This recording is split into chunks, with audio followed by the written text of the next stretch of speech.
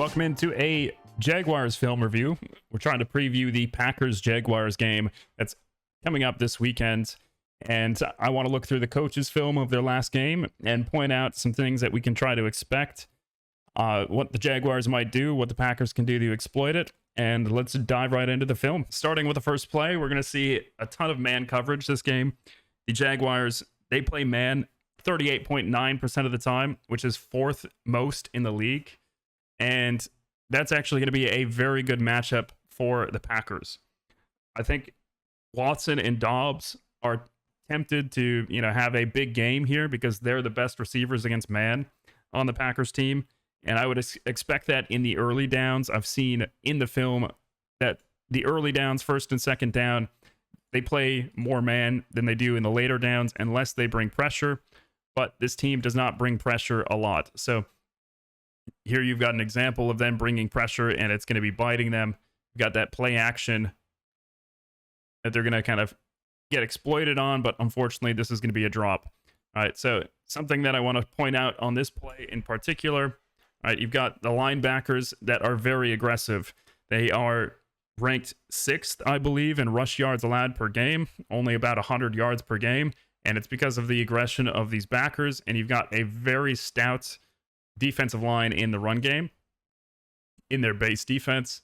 So you've got that pressure, but notice you've got the backers that are influenced by that play action, and 51 is going to be late to his target. And unfortunately, number 1 drops this pass, but you'll see it better from this angle. All right, keep your eyes on 51 here, how he's influenced. And you can see there, he's late recognizing this. 33 does a much better job of getting his eyes around, but 51 is a little bit late. So if these routes aren't stacked, I think there's supposed to be a little bit more distance between these two. Those routes aren't stacked, and he takes this 5-10 yards deeper, then Henry's there open for a catch and a first down. And I mentioned that rush defense is quite good, but here we've got a power run game. So this is a gap scheme, and it's a good run. So Patriots' first drive in this game was really, really solid. The rest of the game, not so solid. So the Jaguars did make good adjustments against this Patriots team, but it's also not a great Patriots team. So they end up winning their one-on-one matchups later in the game. And here we're going to see a motion that's coming across the field, right? And we're going to get pressure from the right side. So this is just bad play design by the Jaguars. Right, you have these safeties, the nickel, they're creeping up. They're going to do an overload blitz here on the right side, and it's going to be man everywhere else. You can see it's man based on the eyes, right? You've got the eyes looking here. So you know it's going to be man across the board. And because you've got these guys rushing off the edge, right, you're going to have an overload blitz on one side trying to mess with the pass protection. And that leaves this guy playing in man on the running back. And that's going to be a problem when you've got Josh Hines-Allen, who is a pure edge rusher, in man coverage against a running back. You can see how good his change of direction is when he's trying to cover a running back. And that's going to be New England's first touchdown of the game. And then we're going to have an instance of the Jaguars going zone. And this is where I think Kraft and Jaden Reed can eat up some yards. And Kraft, obviously this route here, this is what we would call a drag China in the Packers system. So drag China, you basically come out here as if you're going outside, and then you're going to loop back on the inside. And this is really effective against a match zone, which is what we're going to get here. So you've got a match zone. You've got this linebacker drifting because he sees this player in his peripheral, and he's keeping his eyes on May, that rollout, so he's going to over pursue, and that's going to allow Henry to cut back and get an easy first down. So in these zone situations, I think Packers are probably going to look more for Wicks, Kraft, and Reed, because they've been the best zone receivers this year to date. And here we're going to have a little bit of a disguise, so this is actually going to be a zone.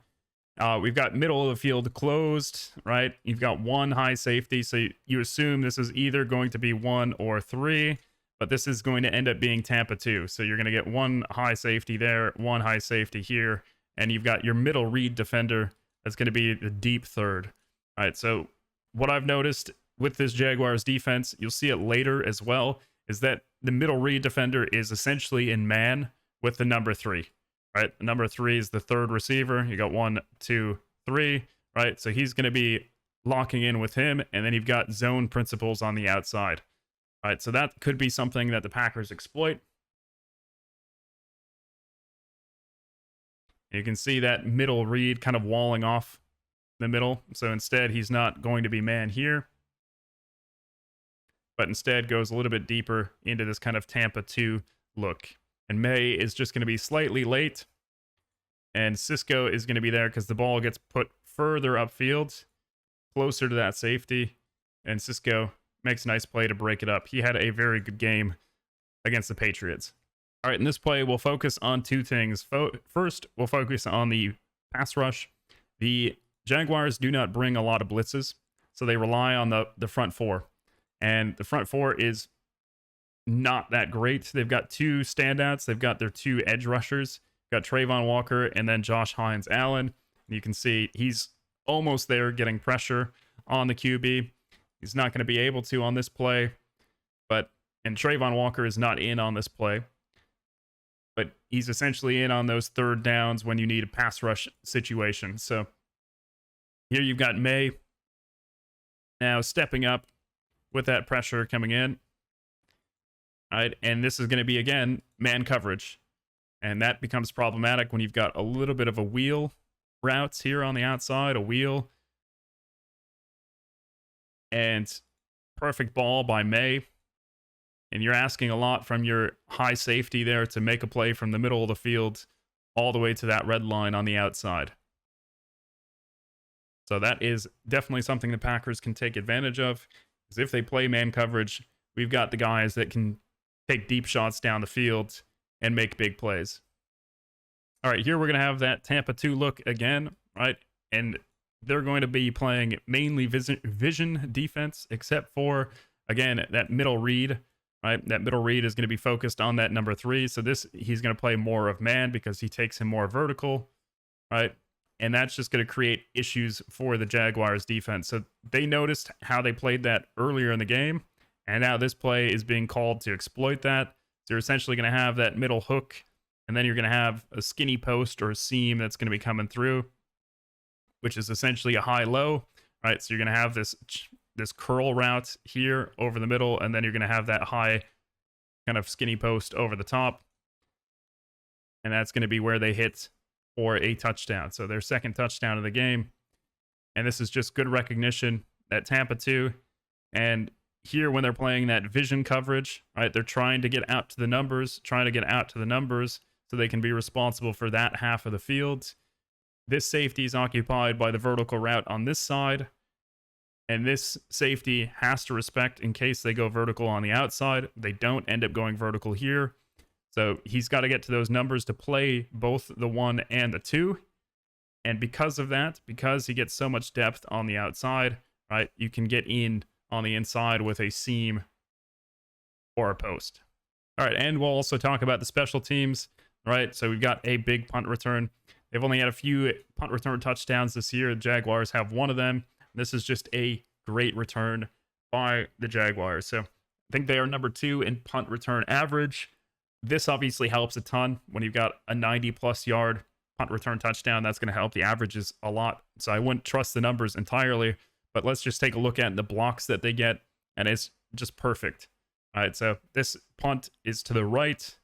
You can see the setup is going to be great right around here. All right, you're going to get some great blocks in that part of the field. That's going to create a lane for this returner. So you've got over pursuit on the outside. They lose their inside integrity.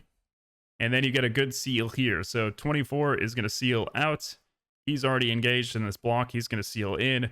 And that's going to create this cutback lane all the way for a touchdown. So their special teams well executed on this play. And there's no way that punter is going to catch up, make the tackle, and stop him. All right, now looking at the Jaguars offense, we've got Ingram. He is a very, very solid tight end, and they're definitely going to try to get the ball to him a ton. All right, they're going to try to exploit our backers. And you can see they're just wide open for a big gain. And this is also the play design. I really like Peterson as a play designer. And this, you're going to get essentially this play action as if it's going to be a power run, right? So you're going to play action this side. You're going to pull a guard. He's going to end up taking the edge here in pass protection. So you give this action as if it's going to be a power run. So this is going to get the attention of the backers. And then you've got the route by Ingram, he's basically approaching as if he's going to stock block, but instead he's just going to brush by. And by the time he brushes by, it's going to be too late, right? So it looks like he's going to be blocking, engaging here, and he's just going to brush by. And by the time anyone realizes, right, it's way too late, and 53 just keeps his eyes in the backfield and isn't able to pursue 17. And Peterson likes to get the QB moving. So here you're going to have a play action bootleg. And Lawrence is an athletic QB. Can throw on the run. He's been pretty decent this year throwing on the run. And you see this here on this play. And we'll look at his mobility a little bit later. In case you don't maintain integrity, you don't maintain containment, right? Lawrence is a threat on the ground, and we'll see that later on. We'll see a little bit more of that movement in the pocket. All right. So you're going to see him set up here, and this is just going to be a great ball in between that backer and the safety. So this middle linebacker is responsible for matching up with whoever comes across the middle. He's going to wall off, gets his eyes upfield. He can see 13 is going to be most likely doing a crosser, but he sets himself too far to the outside, right? And that's what's going to create the separation that he needs. All right, to fit that ball in there. Gets a nice level 2 ball there up above that linebacker, high enough for his guy to get it, and a great pass there for a first down. And another player who's been playing very, very well is Tank Bigsby, and we might have ATN that's coming back this week, so should be a mix of ATN and Bigsby, but Bigsby's been running the ball very, very well. So this, we can see here his vision from the end zone angle. He knows that he's got one backer on each side. You've got this vision. So he could run into this open gap, right? But he's going to have two backers that would collapse on him. So instead, he's going to set up and take one cut and get outside and break an arm tackle and get more yards than he would have if he just ran straight. So that's good job setting up, sharp cut, gets north and south. And that's one thing that he does very, very well, is just gets north and south, gets yards, runs hard, and he is hard to take down. Next play, this is just going to be the Patriots blowing a coverage here. I'm not sure what the call is, obviously, but I would imagine that in a bunch principle, oftentimes you've got this guy, he's going to take the first inside, right? You're going to have one of these two guys that's going to take the first outside, and then I would imagine that he's going to take the second inside, and he would take the first outside, just based on their alignment. And that's not what happens. So these bunch principles from the Patriots, it's just a broken coverage.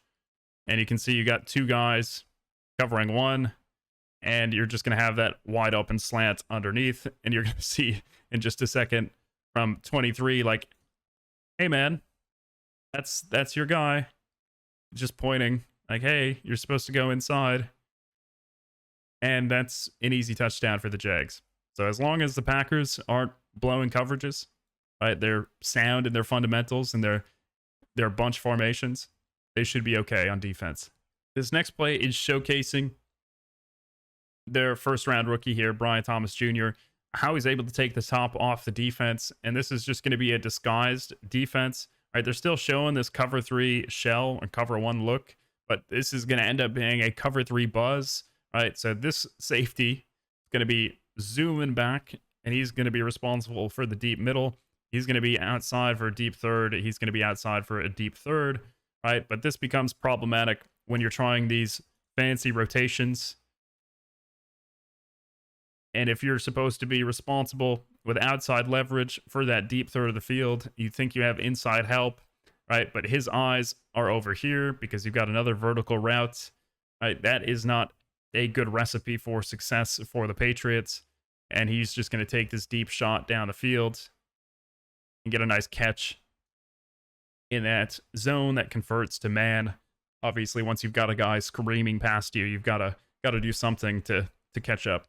So sets up, good eyes, lays it out there, and a good finish there by Brian Thomas Jr. Something also to look for here, we've got 3 tight ends in this formation. And on 1st and 9, with 3 tight ends, the Jaguars tend to run the ball a ton. So you're going to see that here, and this is just going to be a great job by Bigsby fighting through. You can see that power.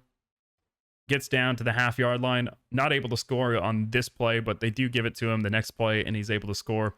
So this is one thing that Bigsby is very, very good at, is just finding that seam. You can see there's not much there, right? Breaks an arm tackle, gets second, third contact, and keeps driving and nearly scores on that play. And here I mentioned earlier about the mobility of Trevor Lawrence. All right, so he's going to get a blitz off the outside. He's going to step up, and he's going to escape for a ton of yards, right? This is a 3rd down and 8. He needs 8. He's going to get more than that. He's going to get a 1st down, but you can see all that green space. So if you're going to be blitzing off the edge, all right, you have to get to him, right? Because they blitz off the edge. They've got this kind of an inside stunt because he's got to take both that left tackle, that left guard, right, to leave that blitz open. And someone's got to maintain that contain afterwards. And you can see he's spying a little bit, but his eyes are completely off. He doesn't see the QB, so he's going to be late. So 91 didn't really do his job on this one. All right, he's essentially spying after that blitz, and just he gets his eyes lost in the backfield, and that's what's going to spring Lawrence for a huge gain for a 1st down. But Packers do have to be aware of his mobility. So make sure that if you are sending a blitz, that you are doing your job, you're maintaining that contain, not letting him escape this pocket and get easy 1st downs. The last play I will show is, again, Bigsby, just showing that power. We got a good block up front by both the left tackle and the left guard. You'll see it more from the end zone angle. You're just going to get a nice seam, a nice push here from the left guard. So focus on the left guard. He's going to collapse this down. Then you're going to get a nice secondary block from the left tackle on the linebacker. So you get a very nice push up here. Nice push on the second level from the left tackle. You can see he's going to run off the back of that left tackle, and he maintains his balance. So he stays low, has good power, good balance, and is able to get in for another touchdown. All right, so that's going to do it for today's film of the Jaguars. Obviously, the Jaguars are playing against the Patriots, one of the lesser teams in the league at the moment, a very young team, very inexperienced team that has a ton of holes.